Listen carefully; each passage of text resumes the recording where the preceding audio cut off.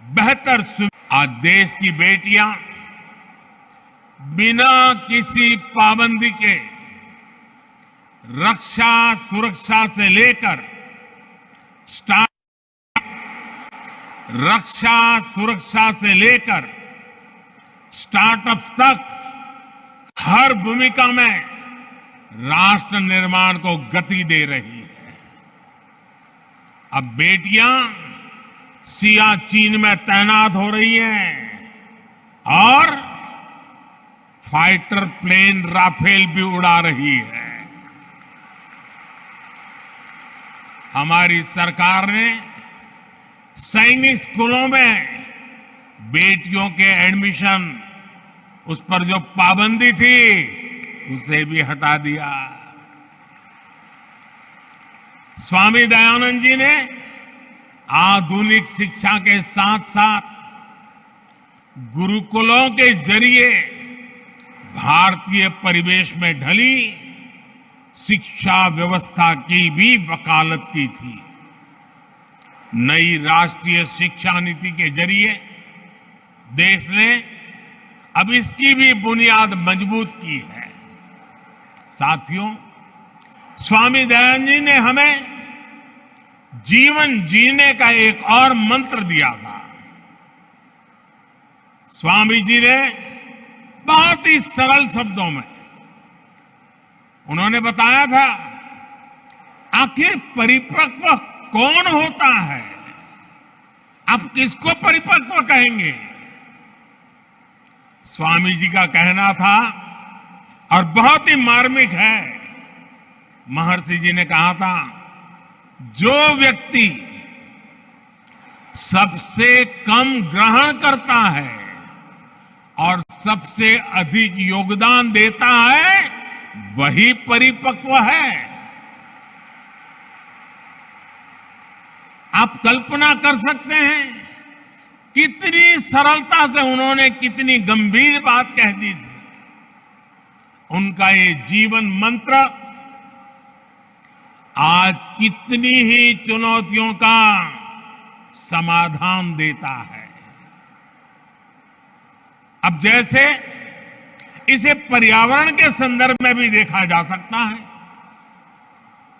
उस सदी में जब ग्लोबल वार्मिंग, क्लाइमेट चेंज ऐसे शब्द जन्म भी नहीं लिया था, उन शब्दों के लिए कोई सोच भी नहीं सकता था, उनके भीतर महर्षि जी के मन में ये बोध कहां से आया? इसका उत्तर है हमारे वेद, हमारी ऋचाएं। सबसे पुरातन माने जाने वाले वेदों में कितने ही सूक्त प्रकृति और पर्यावरण को समर्पित है। स्वामी जी ने वेदों के उस ज्ञान को गहराई से समझा था। उनके सार्वभौमिक संदेशों को उन्होंने अपने कालखंड में विस्तार दिया था। महर्षि जी वेदों के शिष्य थे और ज्ञान मार्ग के संत थे। इसलिए उनका बोध अपने समय से बहुत आगे का था। भाई और बहनों, आज दुनिया जब सस्टेनेबल डेवलपमेंट की बात कर रही है, तो महर्षि जी का दिखाया मार्ग भारत के प्राचीन जीवन दर्शन को विश्व के सामने रखता है, समाधान का रास्ता प्रस्तुत करता है। पर्यावरण के क्षेत्र में भारत आज विश्व के लिए एक पथ प्रदर्शक की भूमिका निभा रहा है। हमने प्रकृति से समन्वय के इसी विजन के आधार पर global mission life, LIFE, life, और उसका मतलब है लाइफस्टाइल फॉर एनवायरमेंट, ये लाइफस्टाइल फॉर एनवायरनमेंट एक लाइफ मिशन की शुरुआत भी की है। हमारे लिए गर्व की बात है कि इस महत्वपूर्ण दौर में दुनिया के देशों ने G20 की अध्यक्षता की जिम्मेदारी भी भारत को सौंपी है। हम पर्यावरण को G20 के विशेष एजेंडे के रूप में आगे बढ़ा रहे हैं। देश के इन महत्वपूर्ण अभियानों में आर्य समाज एक महत्वपूर्ण भूमिका निभा सकता है। आप हमारे प्राचीन दर्शन के साथ आधुनिक परिप्रेक्ष्यों और कर्तव्यों से जन जन को जोड़ने की जिम्मेदारी आसानी से उठा सकते हैं। इस समय देश, और जैसा आचार्य जी ने वर्णन किया, और आचार्य जी तो उसके लिए बड़े समर्पित है, प्राकृतिक खेती से जुड़ा व्यापक अभियान हमें गांव गांव पहुंचाना है।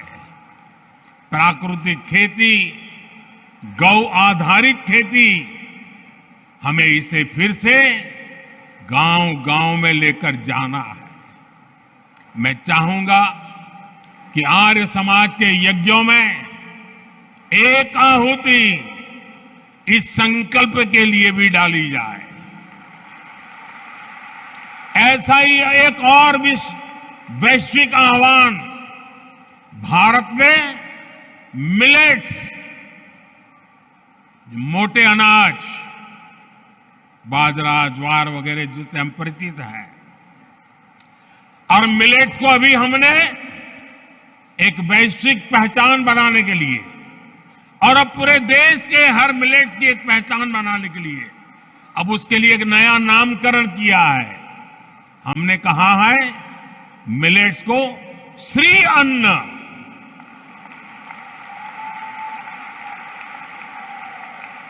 इस वर्ष संयुक्त राष्ट्र इंटरनेशनल मिलेट ईयर मना रहा है, और हम तो जानते हैं, हम तो यज्ञ संस्कृति के लोग हैं, और हम यज्ञों में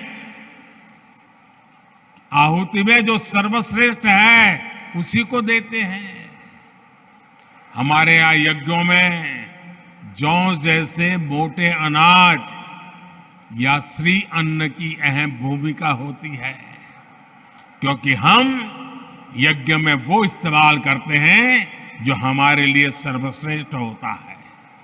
इसलिए यज्ञ के साथ साथ सभी मोटे अनाज, श्री अन्न देशवासियों के जीवन और आहार को, उसे वो जीवन में ज्यादा से ज्यादा जोड़े, अपने नित्य आहार में वो हिस्सा बने।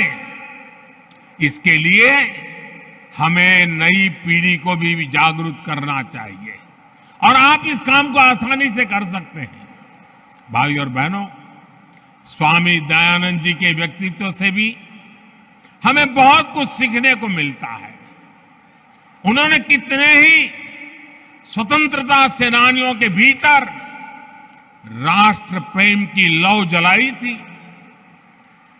कहते हैं एक अंग्रेज अफसर उनसे मिलने आया और उनसे कहा कि भारत में अंग्रेजी राज के सदैव बने रहने की प्रार्थना करें।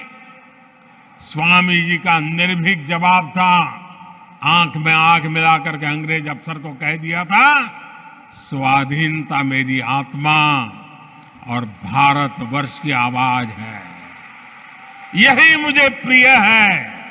मैं विदेशी साम्राज्य के लिए कभी प्रार्थना नहीं कर सकता। अनगिनत महापुरुष, लोकमान्य तिलक, नेताजी सुभाष चंद्र बोस, वीर सावरकर, लाला लाजपत राय, लाला हरदयाल, श्यामजी कृष्ण वर्मा, चंद्रशेखर आजाद, राम प्रसाद बिस्मिल, लाखों लाख स्वातंत्र सेनानी और क्रांतिकारी महर्षि जी से प्रेरित थे।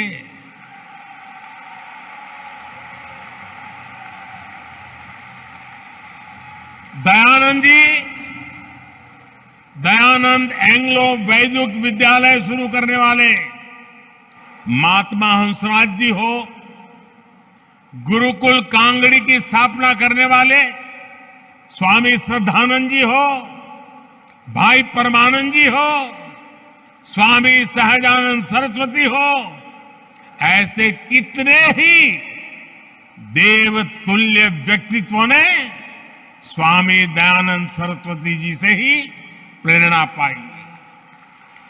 आर्य समाज के पास महर्षि दयानंद जी की उन सभी प्रेरणाओं की विरासत है।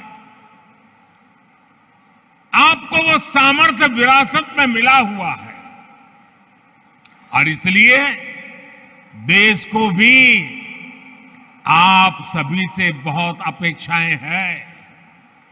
आर्य समाज के एक एक आर्य वीर से अपेक्षा है। मुझे विश्वास है आर्य समाज राष्ट्र और समाज के प्रति इन कर्तव्य यज्ञों को आयोजित करता रहेगा। यज्ञ का प्रकाश मानवता के लिए प्रसारित करता रहेगा। अगले वर्ष आर्य समाज की स्थापना का 150वां वर्ष भी आरंभ होने जा रहा है। ये दोनों अवसर महत्वपूर्ण अवसर है और अभी आचार्य जी ने स्वामी श्रद्धानंद जी के मृत्यु तिथि के 100 साल यानी एक प्रकार से त्रिवेणी की बात हो गई। महर्षि दयानंद जी स्वयं ज्ञान की ज्योति थे। हम सब भी इस ज्ञान की ज्योति बने। जिन आदर्श और मूल्य के लिए वो जिए, जिन आदर्श और मूल्यों के लिए उन्होंने जीवन खपाया और जहर पी करके हमारे लिए अमृत दे करके गए हैं। आने वाले अमृत काल में वो अमृत हमें मां भारती के और कोटि कोटि देशवासियों के कल्याण के लिए निरंतर प्रेरणा दे, शक्ति दे, सामर्थ्य दे।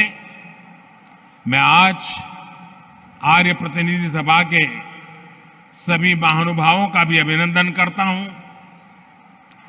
जिस प्रकार से आज के कार्यक्रम को प्लान किया गया, मुझे आकर के जो भी 10-15 मिनट उन सब चीजों को देखने का मौका मिला, मैं मानता हूं कि प्लानिंग, मैनेजमेंट, एग्जीक्यूशन हर प्रकार से उत्तम आयोजन के लिए आप सब अभिनंदन के अधिकारी हैं। बहुत बहुत शुभकामनाएं, बहुत बहुत धन्यवाद।